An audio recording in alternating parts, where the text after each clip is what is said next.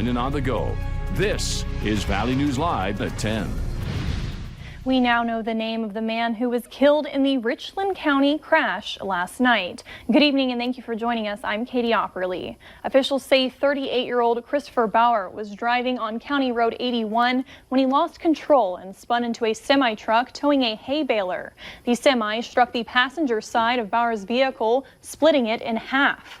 Bauer died on the scene and the driver of the semi was taken to the hospital for minor injuries. One man is in the hospital after crashing an ATV into a parked car last night in Grand Forks. Police say the man regained consciousness after bystanders performed CPR.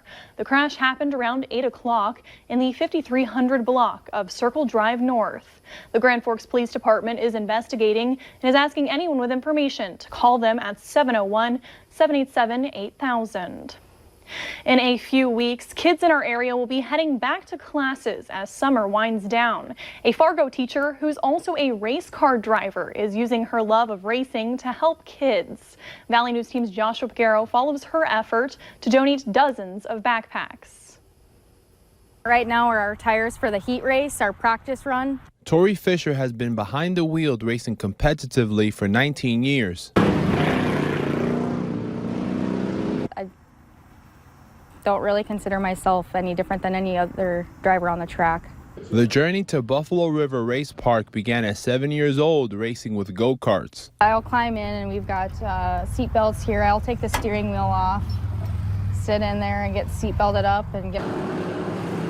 Though she's raced this track several times, she says Saturday's race is different. Sometimes it's a struggle just to make ends meet, so I thought maybe helping out with a few backpacks would help get kids going for school and take a little bit off of the parents' back. And she's collected backpacks to give away as part of Fan Appreciation Night.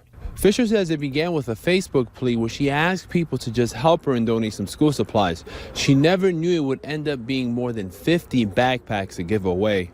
Fisher works at Fargo Public Schools, so she put her two loves together to extend a helping hand. A lot of the people that come out here every week, they're the reason why we're out here, so I figured it would be a good way to give back to them. There's a lot of preparation that Fisher takes for her races and also in the classroom. But when it comes to races, she feels humbled by the track. There's dents all over from the whole year. Because you never know when it could be your day to spin out. In Glendon, Joshua Pagaro, Valley News Live. Tori Fisher says she wants to thank all of those who donated school supplies for the backpacks. An Adams man is facing several charges after an incident in Walsh County last night. Officials say they received a call about an intoxicated semi-driver. Deputies say 58-year-old Lynn Kuba threw beer cans at a woman and fired a gunshot when she reported his license plate number. Deputies say when they found Kuba, they took off into his home. After 20 minutes, he came out peacefully. He is being charged with terrorizing, reckless endangerment, and firing a gun within city limits. Fargo firefighters saved a woman from the Red River this afternoon. Fargo Fire responded to a report of a woman who was in the river and could not climb the steep banks. When crews found the woman, she was struggling to stay above water. As she slipped under, one firefighter swam to her and brought her back to shore. The Fargo Fire Department wants to remind everyone to be careful when around water. One person is in the hospital after a boat caught on fire in Little Cormorant Lake. Deputies say it happened around 1 this afternoon. They say 2 people were on the boat, but only 1 was hurt. The cause of the fire is not known at this time. The walk to defeat ALS was this morning in Lindenwood Park. It's the association's biggest event. The event is aimed to bring hope to the people living with this disease, to raise money for a cure, and to bring people together. The fundraising effort has brought in over $30,000.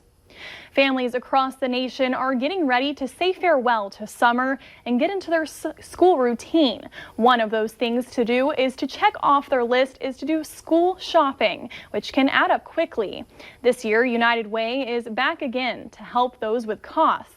Valley News Team's Kelly Hubbard met up with families that say their kids will have something to look forward to on the first day of school. The Vert family is waiting in anticipation. The line that started here slowly made its way to the second floor. We get some more of our school supplies in our backpacks. They get to walk through these doors. Come this way, guys. To a room of backpacks.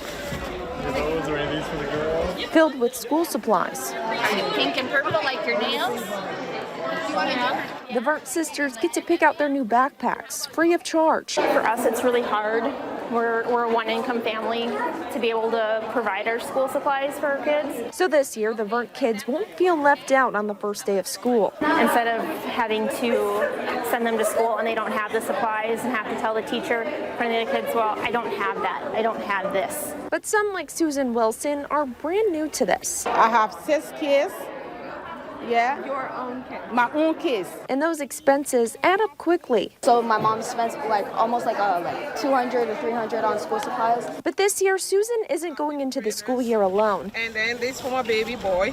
Parents say their kids will feel just as important as the other ones. Mercy Christel says he was once in the shoes of these families. One thing he's learned is that you should never feel ashamed for asking for help. You should be proud. You should be proud and thankful that you have a community like this that is helping you. Over 6,000 kids will benefit from this year's drive, ensuring that no kid will be left behind. There you go. In Fargo, Callie Hubbard, Valley News Live.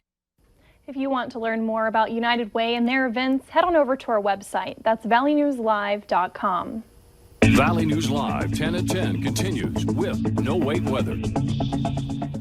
And here's a look at our tower cam time lapse. Valley News Live Storm Team Skycam Network shot in Fargo. If you did see sun today, it was probably in the morning. We had an increase in the clouds going into the afternoon. Now, with the partly to mostly cloudy skies through most of the afternoon, did block out enough sun to keep us into the mid to upper 70s here into the Southern Valley. But the clouds have actually trapped in the temperatures.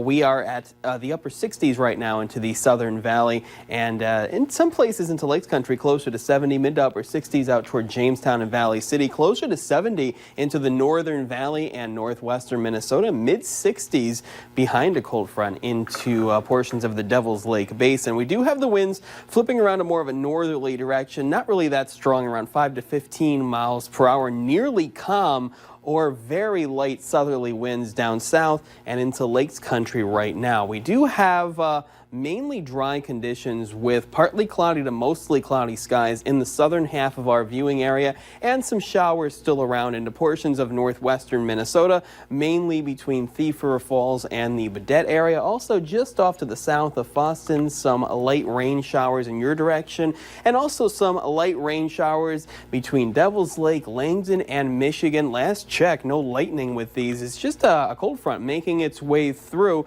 It is just across our region right now, and really not a lot of ingredients to produce thunderstorms, let alone severe weather with this. So just a chance of some showers going through the late evening and early overnight. Then more high pressure works its way in for the day tomorrow with mostly sunny to partly cloudy skies and a northerly wind as temperatures do stay slightly below average for this time of year. Here's the hour-by-hour forecast. Best chance of having some showers overnight into the Northern Valley, drier south, but a lot of cloud cover across most of the region. And then for the day on Sunday, current models show the best chance of seeing some sunshine in the northern half of our viewing area. More clouds south. Most of the daylight hours on Sunday are mainly dry. Temperatures add a couple of degrees to where we were today for high temperatures, and we will stay dry until more rain is on our map in our southern and western counties going through your Sunday evening. Partly cloudy to mostly sunny skies, a high of 76 in Fargo, up and down the Red River Valley into the mid 70s and lower 70s outside of the valley. And then we were tracking that rain that was just on our map to end Sunday, and here's overnight Sunday into Monday. We will have periods of light to possibly moderate intensity rain going through the entire day on Monday, mostly cloudy skies otherwise, and temperatures across the region in the 60 to 70 degree range, which is even cooler than we have been. We finally get this out of here by Tuesday morning, and by Tuesday afternoon back to more sunshine and a nice warm up. Here's your photo of the day. It's called Mom and Calf at Sunset in Starkweather, North Dakota. Thank you to Coy for this one, using the background of the 7-day forecast. Partly cloudy skies for tomorrow, high of 70. 76 and only 69 on Monday. Mostly cloudy with rain likely ending by Tuesday morning, and by the afternoon on Tuesday back to sunshine, a high of 70. Mostly sunny Wednesday, 75, and partly cloudy Thursday up to 78. Warmest day on Friday, 84 degrees, but there is a chance of more showers and thunderstorms, and that will cool us off into the upper 70s for Saturday. Tomorrow looks like a great opportunity to get outside and enjoy that weather. Yeah, we'll see some sunshine, and it will not be hot through the week. So if you do not like hot weather, this is the week for you. All right. Well, thank you, Justin. Coming up on Valley News Live at 10, we get up close and personal with presidential candidates at the Iowa State Fair. You're watching Valley News Live on TV, on